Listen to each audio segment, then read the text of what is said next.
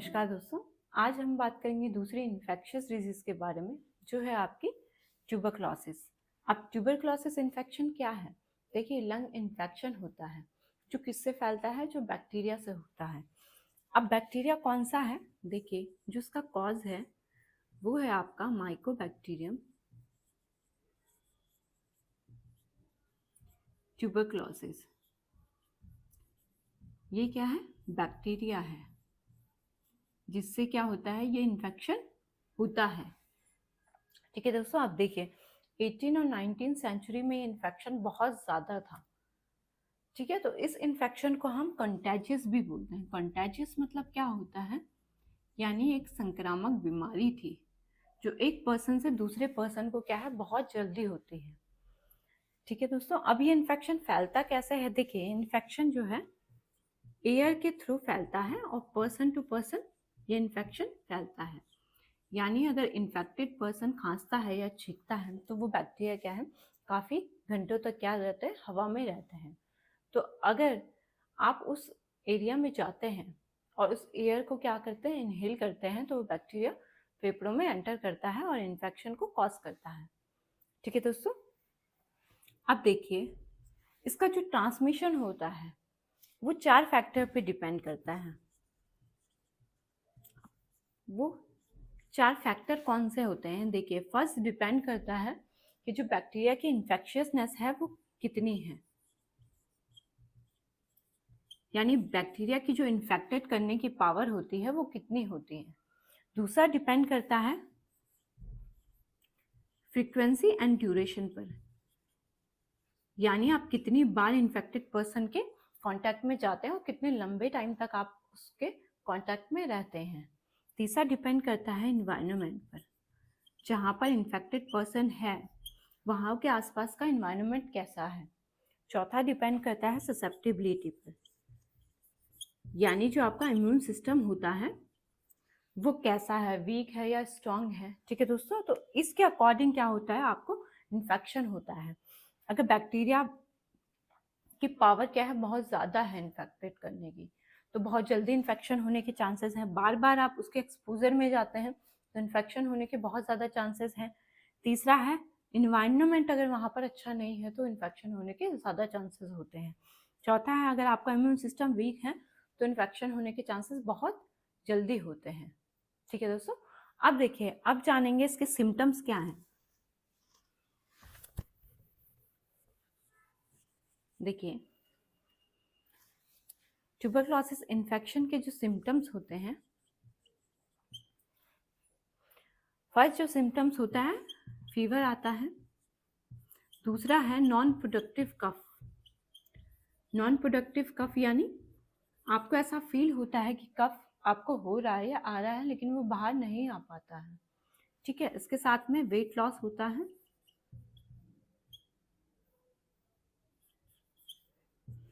ठीक है दोस्तों, एनोरेक्सिया की कंडीशन होती है। एनोरेक्सिया क्या है? जब आपको भूख नहीं लगती है, उस कंडीशन को हम एनोरेक्सिया बोलते हैं। कुछ केसेस में डायरिया भी होता है। तो ये सारे सिम्टम्स क्या है, ट्यूबरक्लोसिस में होते हैं। अब बात करेंगे ये इन्फेक्शन जब आपके फेफड़ों में एंटर करता है तो ये क्या प्रॉब्लम आपके फेफड़ों में करता है। देखिए,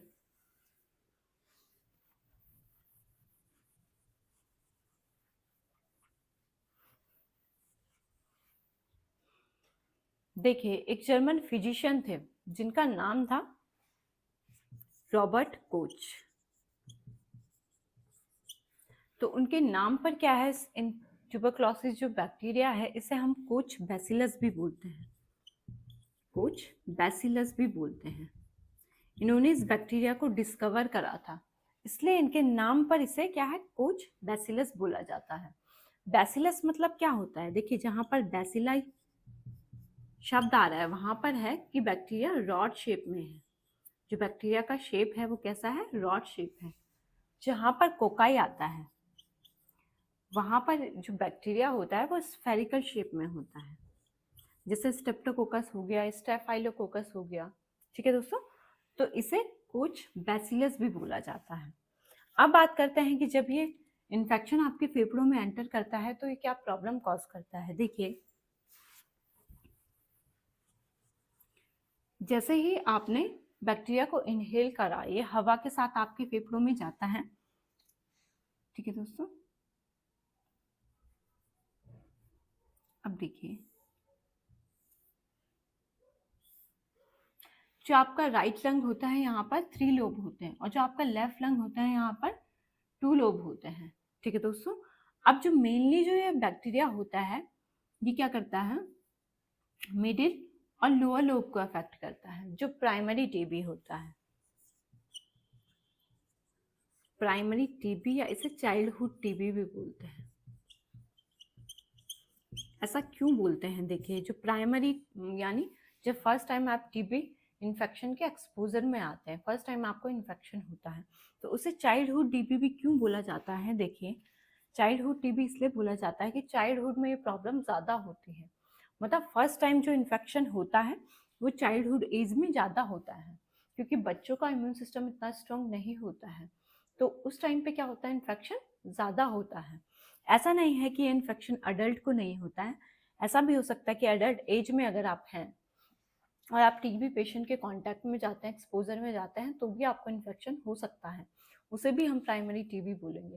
लेकिन उसमें क्या होता है, कभी कभी हमारा इम्यून सिस्टम इतना स्ट्रांग होता है, वो बैक्टीरिया को क्या करते हैं, सप्रेस कर लेता है, तो आपको सिम्टम्स नहीं आते हैं, वो लेटेंट स्टेज में चला जाता है। और कभी कभी क्या होता है कि आपको सिम्टम्स स्टार्ट हो जाते हैं, लेकिन वो चांसेस क्या होते हैं, कम होते हैं। जो प्राइमरी टीबी मेनली होता है वो चाइल्डहुड एज में होता है, और ये बच्चों के जो मिडिल और लोअर लोब होता है इसको क्या कर देता है, अफेक्ट करता है।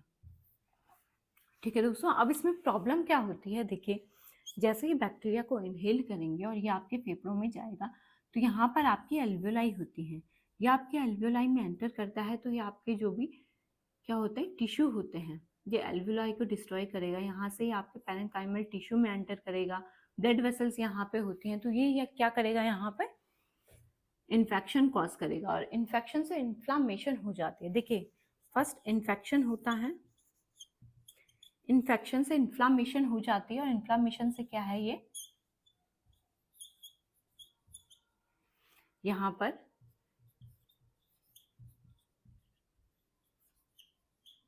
और इन्फ्लामेशन से ग्रैनुलोमा फॉर्म होता है। ग्रैनुलोमा क्या है, जब इन्फ्लामेटरी सेल्स आपस में गुच्छा बना लेते हैं तो उसे ग्रैनुलोमा बोलते हैं। तो ग्रैनुलोमा यहाँ पर फॉर्म हो जाता है, जो भी टिश्यू यहाँ पर है वो डैमेज हो जाते हैं, तो इसे हम बोलते हैं गोन फोकस। अब गोन फोकस क्या है, ये नाम कहाँ से आया है, देखिए एक ऑस्ट्रेलियन फिजिशियन थे, बैक्टीरियोलॉजिस्ट थे, जिन्होंने क्या है, चाइल्ड ट्यूबरकुलोसिस पे रिसर्च करी थी। इन्होंने बताया था कि जब बच्चों को ये इन्फेक्शन जाता है तो ये कैसे फेफड़ों में एंटर करता है और कैसे कैसे ये क्या क्या प्रॉब्लम कॉज करता है, कैसे कैसे ये स्प्रेड होता है, तो उनके नाम पर इसे क्या है, गोन फोकस बोला जाता है। उनका नाम क्या था, उनका नाम था एंटन गॉन, तो उनके नाम पर इसे गॉन फोकस बोला जाता है जब ये ग्रैनुलोमा फॉर्मेशन हो जाता है। अब ग्रैनुलोमा फॉर्मेशन जैसे ही हो जाएगा तो ये क्या करेगा, आपके यहाँ पर लिम्फ नोड प्रेजेंट होते हैं। ठीक है दोस्तों, तो ये आपके लिम्फ नोड को भी इन्वॉल्व करेगा, लिम्फेटिक वेसल्स को भी इन्वॉल्व करेगा। तो वो क्या है, जैसे ही वो इन्फेक्शन जो होता है आपके लिम्फ नोड को भी इन्वॉल्व करेगा और आपकी लिम्फेटिक वेसल्स को भी इन्वॉल्व करेगा। तो अब ये गोन फोकस नहीं है, अब ये गोन कॉम्प्लेक्स बन गया है। गॉन कॉम्प्लेक्स यानी अब इसने लिम्फ नोड को भी इन्वॉल्व कर दिया है, और यहाँ पर जो लिम्फेटिक वेसल्स हैं उनको भी इन्वॉल्व कर दिया, मतलब ये इन्फेक्शन वहाँ पर भी स्प्रेड हो गया है, तो ये अब कॉम्प्लेक्स बन गया है। ठीक है दोस्तों, अब देखिए लिम्फ नोड और लिम्फेटिक जो वेसल्स होती हैं इनका रोल क्या होता है। देखिए जो लिम्फेटिक वेसल्स होती हैं ये क्या है, जैसे सर्कुलेशन जो नलियां होती हैं जहाँ से आपका सर्कुलेशन पास हो रहा है, वो क्या होता है, वो जाल आपकी बॉडी में फैला हुआ है। ऐसे लिम्फेटिक सिस्टम भी होता है, जो नलियां आपकी बॉडी में फैली हुई होती हैं। इनका काम क्या होता है, देखिए ये आपका ब्लड इस नली से पास हो रहा है तो ये प्रेशर के साथ में फ्लो होता है। अब जैसे ही प्रेशर के साथ में फ्लो होता है तो कुछ फ्लूइड यहाँ से लीक आउट हो जाता है। अब इसे बाहर निकालने का काम किसका है? लिम्फेटिक सिस्टम का है, लिम्फेटिक वेसल्स का है, ठीक है। क्योंकि अगर ये आपकी बॉडी में इकट्ठा हो जाएगा तो आपकी बॉडी में स्वेलिंग आ सकती है। तो देखिए, जैसे ये लिम्फ क्या है, जैसे ये ब्लड जो लीक आउट हो गया, ये आपके लिम्फेटिक वेसल्स में एंटर कर गया, तो इसे हम लिम्फ बोलते हैं। अब ये ब्लड नहीं है, अब ये लिम्फ हो गया है। तो जो लिम्फेटिक फ्लूइड आपके लिम्फेटिक वेसल से पास हो रहा है, तो यहाँ पर आपके बीच बीच में क्या होते हैं, कुछ दूरी पर लिम्फ नोड होते हैं। तो इससे ये फ्लूइड क्या होता है, पास होता है। और लिम्फ नोड का काम क्या होता है, ये लिम्फोसाइट बनाता है, व्हाइट ब्लड सेल बनाता है। और व्हाइट ब्लड सेल का काम क्या होता है, जो भी बैक्टीरिया आपकी बॉडी में एंटर करते हैं या आपके सर्कुलेशन में एंटर हो गए हैं, उसे किल करने का काम किसका है? लिम्फ नोड का है, यानी फिल्टर करने का काम लिम्फ नोड का है, ठीक है दोस्तों। अब देखिए, बैक्टीरियल क्या होता है, जो ट्यूबरकुलोस बैक्टीरिया होता है, ये क्या होता है, बहुत जल्दी मल्टीप्लाई होता है, इससे बहुत जल्दी स्प्रेड भी होता है, ठीक है दोस्तों। अभी बहुत जल्दी मल्टीप्लाई होगा तो क्या होंगे, बैक्टीरिया के नंबर इंक्रीज हो जाएंगे धीरे धीरे। अब जैसे ही नंबर इंक्रीज होंगे तो सर्कुलेशन में भी क्या है, अब आपके ज्यादा क्वांटिटी में बैक्टीरिया आ रहे हैं, ज्यादा क्वांटिटी में आ रहे हैं, तो लीक आउट भी क्या है, ज्यादा क्वांटिटी में हो रहे हैं। ज्यादा क्वांटिटी में लीक आउट हो रहे हैं तो ये क्या है, लिम्फ नोड से पास हो रहे हैं। अब लिम्फ नोड की जितनी कैपेबिलिटी है वो क्या कर रहा है, उन बैक्टीरिया को ट्रैप कर रहा है, उन्हें किल कर रहा है।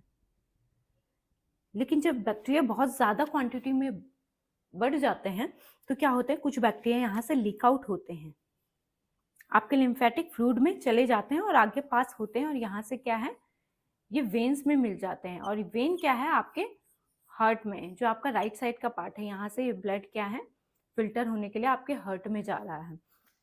तो इन्फेक्शन क्या है, धीरे धीरे अब हार्ट में, फिर हार्ट से फिर ब्लड फ्लो होगा तो आपके डिफरेंट डिफरेंट बॉडी पार्ट्स में एंटर कर देता है। तो ऐसे ये इन्फेक्शन फैलता है। तो इसमें क्या होता है, देखिए प्राइमरी ट्यूबरक्लोसिस में क्या होता है, चाइल्डहुड को जो टीबी होता है, इसमें इनकी जो इम्यूनिटी होती है, जो इम्यून सिस्टम होता है, इतना स्ट्रॉन्ग नहीं होता है। तो क्या होता है, देखिए ये इन्फेक्शन बहुत जल्दी फैलता है और ये आपके लिम्फ नोड को भी इन्वॉल्व कर देता है। तो लिम्फो एडिनोपैथी यहाँ पर हो जाती है, ठीक है दोस्तों। अब इस इन्फेक्शन में दूसरा क्या होता है, देखिए ये बच्चे के लिम्फ नोड को तो इन्वॉल्व करती है, लेकिन जो इसकी इन्फेक्शियसनेस होती है, यानी इन्फेक्टेड करने की पावर होती है, वो बहुत कम होती है। तो ऐसा नहीं है कि बच्चे को इन्फेक्शन हो गया है तो ये आपको भी इन्फेक्शन होगा, क्योंकि इसकी जो इन्फेक्शियसनेस होती है वो बहुत कम होती है। दूसरा क्या है, अगर आप स्पूटम भी टेस्ट के लिए लेंगे, स्वैब भी अगर टेस्ट के लिए लेते हैं तो वो नेगेटिव आता है।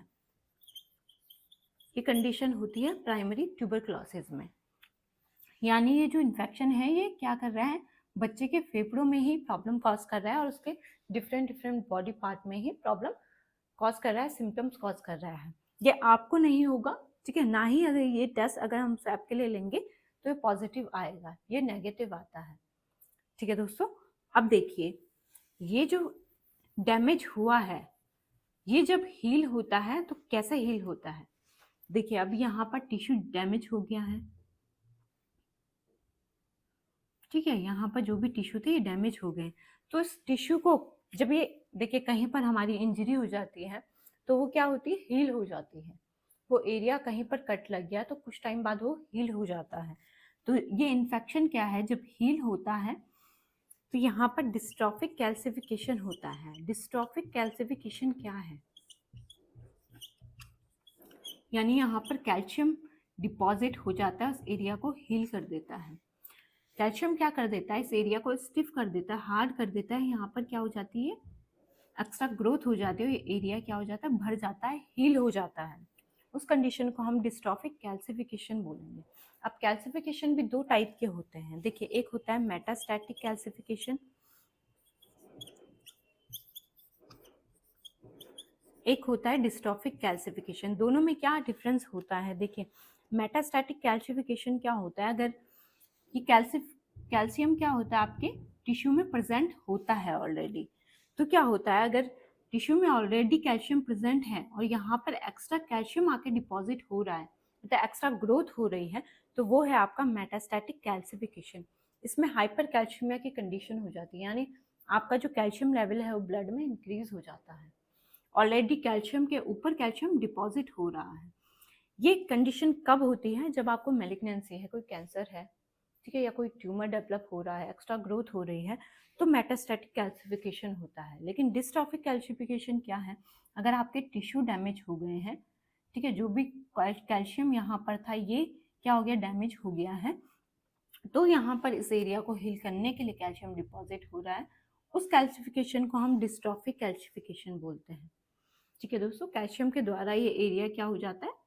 हील हो जाता है, क्योंकि ये मिनरल्स क्या होते हैं आपकी बॉडी में प्रेजेंट होते हैं। कैल्शियम हो गया, फॉस्फेट हो गया, सोडियम हो गया, मैग्नीज हो गया। ठीक है दोस्तों, तो डिस्ट्रॉफिक कैल्सिफिकेशन से ये डैमेज क्या हो जाता है? हील हो जाता है। अब देखिए, ऐसा नहीं है कि जो प्राइमरी टीबी है ये अडल्ट एज को अफेक्ट नहीं करता है, अडल्ट एज को भी अफेक्ट करता है।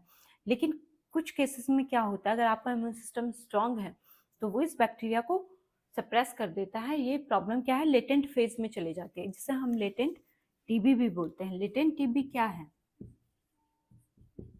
जब आपका बैक्टीरिया क्या है आपके फेफड़े में एंटर करता है, लेकिन ये इन्फेक्शन कॉज नहीं करता, क्योंकि अगर आपका इम्यून सिस्टम स्ट्रांग है तो सिम्टम्स आपको नहीं आएंगे, ये बैक्टीरिया आपको इन्फेक्ट नहीं कर पाएगा, तो ये लेटेंट फेज में रहता है।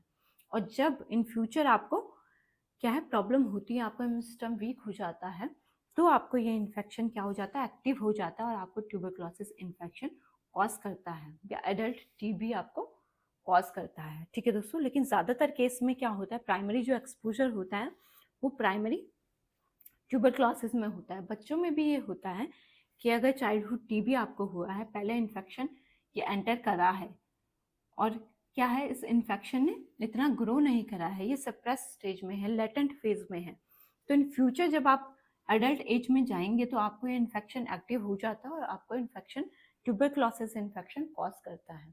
क्योंकि बहुत सारे लोगों में देखा गया जो एडल्ट टीबी होता है वो किस वजह से होता है? अगर चाइल्डहुड में आप टीबी के एक्सपोजर में आए हैं, ठीक है, माइकोबैक्टीरियम ट्यूबरक्लोसिस बैक्टीरिया के एक्सपोजर में आए हैं बचपन में, तो चांसेस है कि आपको क्या है एडल्ट एज में भी इन्फेक्शन हो सकता है। तो ये है आपका प्राइमरी टीबी या चाइल्डहुड टीबी। ठीक है दोस्तों, तो अपनी लाइफस्टाइल को हेल्दी रखिए और ध्यान रखिए। देखिए, टीबी इन्फेक्शन में सबसे मेन है कि आप अब खुद को क्या करना है?